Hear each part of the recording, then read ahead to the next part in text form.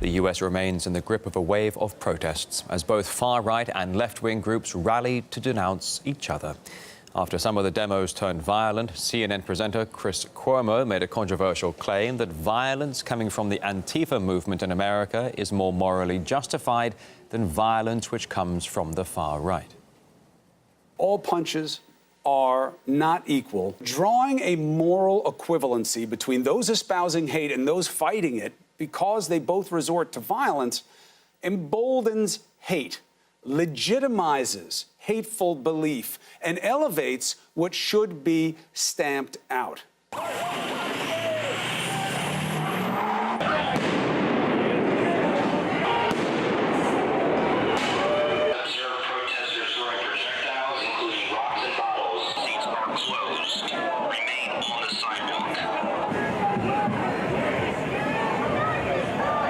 Earlier, my colleague Andrew Farmer got a reaction both for and against Chris Cuomo's comments.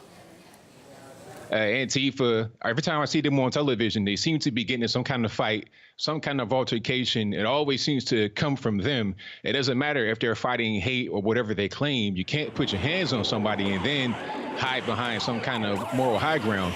Don't touch people if you don't want to be touched. That's really just as simple as that. It doesn't matter what political affiliation the other person is. Violence, even if it's the most justified and righteous violence that you can have, it still creates negative karma. It is still a very problematic thing to use.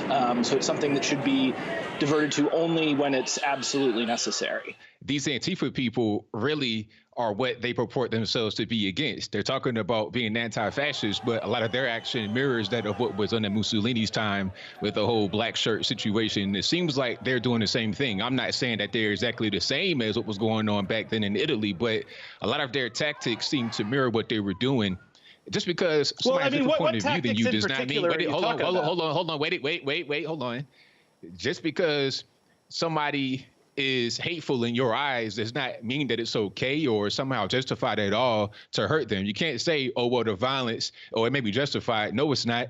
If somebody does not put their hands on you, you cannot put your hands on them. It's very simple. If you put your hands on somebody, then that person has the right to defend themselves. You know, you talk about don't put your hands on somebody. Well, so can you there's somebody that there's somebody that wears a mask, attacks dangerous people without personal provocation and puts their hands on them. And you know who it is? It's Batman. This type of behavior is justified in our society.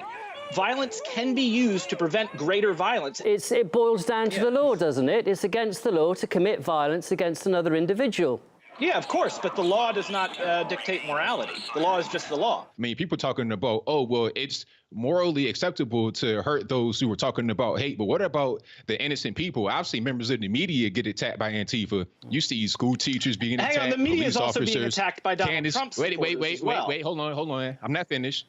You see people that are people of color, as the left likes to call them, being attacked by these individuals because of their political opinions. So I don't really understand this whole thing about, well, it's okay, it's somehow justified for the violence that Antifa does, because most of the time when I see them engage in this violence, it's against those who just have different points of view. You know, I'd have to see the statistics on that. You know, we have seen a outbreak in street fighting between fascists and anti-fascists. That absolutely has happened. These people are just afraid, they're cowards, and they're acting in a way that is totally irrational because of their fear.